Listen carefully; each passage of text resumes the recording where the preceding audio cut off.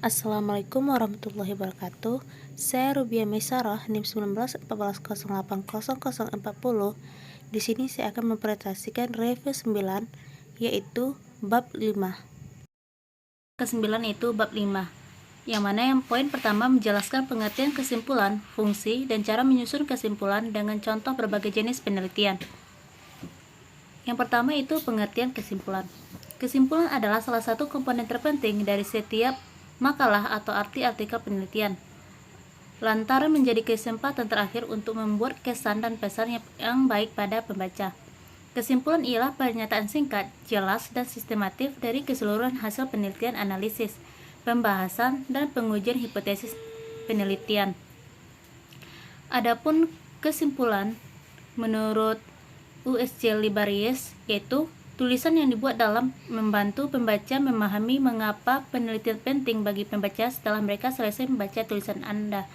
Kesimpulan bukan hanya ringkasan dari topik penelitian utama yang dibahas atau pernyataan ulang dari masalah penelitian, tetapi juga sebuah sintesis dari poin-poin utama.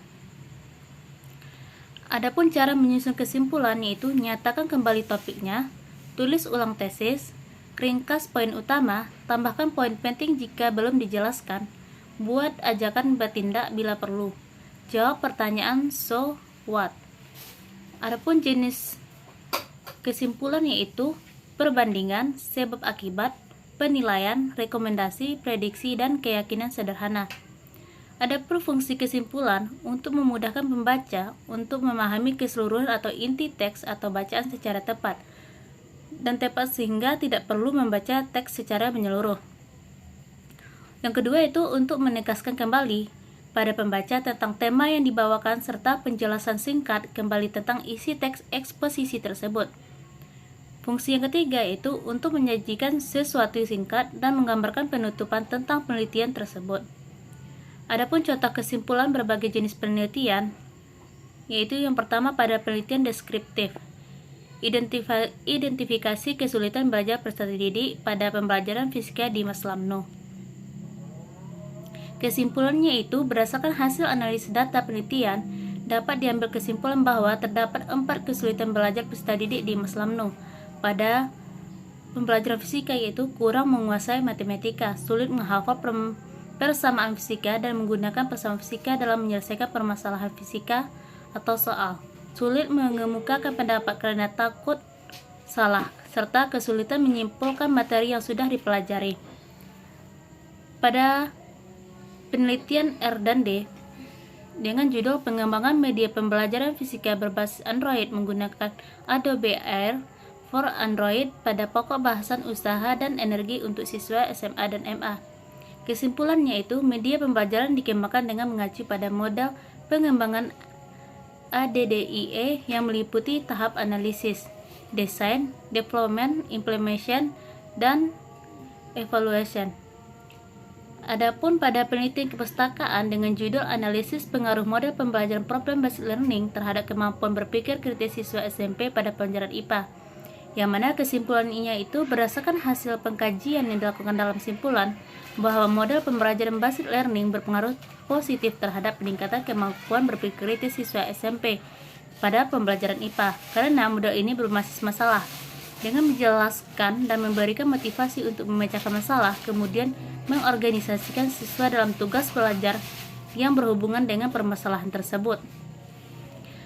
Adapun upaya untuk meningkatkan hasil belajar siswa dengan menggunakan model pembelajaran komparatif tipe Student STEAM Achievement Division pada mata pelajaran fisika di Sekolah Menengah Atas Negeri 2 Tanjung Jabung Timur, yang mana kesimpulan berdasarkan penelitian tindakan kelas PTK dan pembahasan pada siklus 1 dan siklus 2, maka dapat disimpulkan bahwa dengan menerapkan model pembelajaran komparatif tipe Student Teams Achievement Division dapat meningkatkan hasil belajar siswa pada mata pelajaran fisika kelas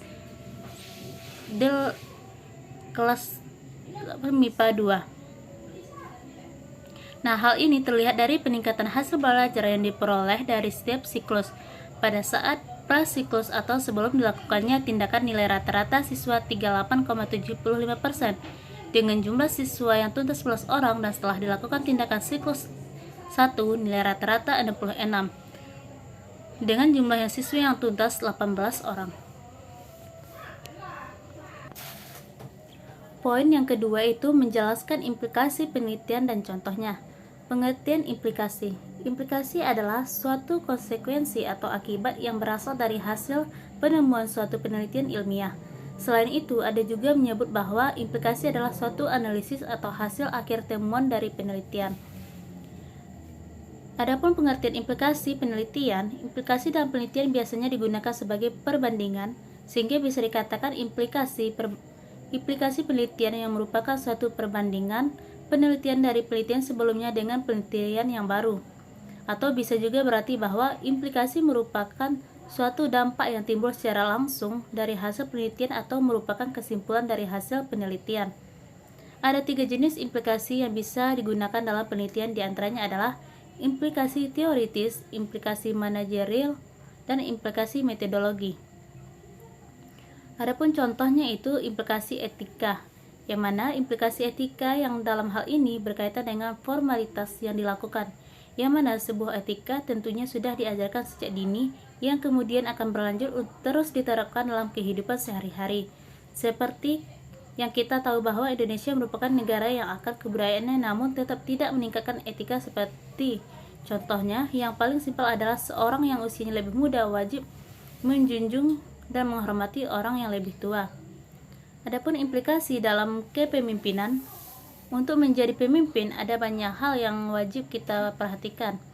Menjadi seorang pemimpin tentunya wajib memiliki sikap yang berkualitas dan bertanggung jawab demi kemajuan suatu organisasi atau perusahaan. Adapun implikasi globalisasi, pada implikasi dari seringnya globalisasi juga sering diartikan sebagai tindakan atau akibat ketika fenomena globalisasi sudah terjadi pada suatu wilayah atau negara. Tak hanya terbatas pada definisi produk maupun barang, implikasi dari globalisasi juga bisa berupa bahasa, teknologi, pendidikan, budaya, kebiasaan, atau tingkah laku.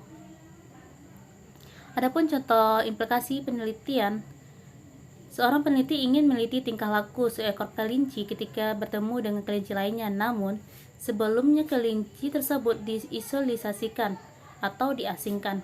Berdasarkan penelitian ini, bisa menerapkan jenis aplikasi yang ditawarkan. Implikasi yang ditawarkan dari penelitian ini adalah reaksi kelinci pertama kali dipertemukan merasa ketakutan karena dianggap seasing. Namun, lama-kelamaan kelinci tersebut tidak akan merasa takut dan mulai terbiasa. Poin selanjutnya yaitu menjelaskan pengertian dan fungsi saran penelitian beserta contohnya. Pengertian saran penelitian. Saran merupakan bagian penutupan dalam karya ilmiah. Saran berupa komentar atau sanggahan yang bersifat memberi masukan baik kepada pemerintah, instansi, dan sebagainya tergantung variabel yang ada di dalam suatu skripsi. Saran ditulis di bab 5 setelah kesimpulan. Saran terletak di paragraf akhir dan didahului serangkaian kesimpulan dari awal hingga akhir. Saran adalah sebuah kalimat yang bertujuan untuk memberikan solusi mengenai permasalahan yang ada. Sementara saran dalam laporan penelitian merupakan anjuran dalam masukan dari penulisan yang diarahkan pada pembaca sesuai dengan tema yang dibuat. Adapun jenis saran, ada 2, itu saran kebijakan dan saran untuk penelitian lebih lanjut atau recommendation for further research. Selanjutnya yaitu unsur-unsur saran. Unsur-unsur saran yaitu memberikan referensi dan memberikan kata anjuran. Adapun syarat saran yaitu saran diuraikan secara singkat dengan bahasa yang jelas. Saran memiliki sasaran objek yang memiliki otoritas penerapan yang jelas. Saran disertai dengan tindakan yang operasional yang memungkinkan dapat dilakukan saran yang dapat dilakukan. Yang keempat, saran disertai dengan kriteria indikator keberhasilan. Saran berupa imbauan untuk melakukan penelitian sejenis yang menekankan pada pendalaman. Adapun fungsi saran penelitian yaitu dapat menyebutkan manfaat studi lebih lanjut di bidang penelitian, bicara tentang bagaimana studi di masa depan dapat digunakan untuk memperbaiki masalah dengan penelitian saat ini yang setelah penelitian selesaikan.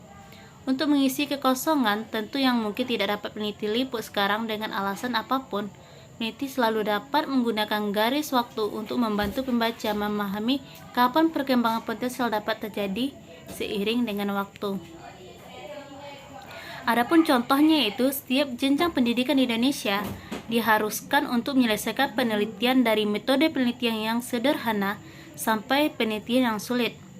Kalimat saran yang tepat dalam kepenulisan penelitian, yaitu penelitian ini perlu disempurnakan untuk meningkatkan efektivitas serta pemanfaatan nilai guna lampu atau lampu anti nyamuk dengan ekstraksi kulit langsat yang mengingat metode yang digunakan dalam penelitian bersifat konseptual. Saran biasanya dilakukan proposal penelitian pertanian ini antara lain, implementasi dalam penelitian perlu disesuaikan dengan luas lahan yang akan digunakan agar efektif dan penerapan. Implementasi atau produk yang kami buat serupa sporaling perlu direalisasikan untuk mendapatkan hasil yang maksimal.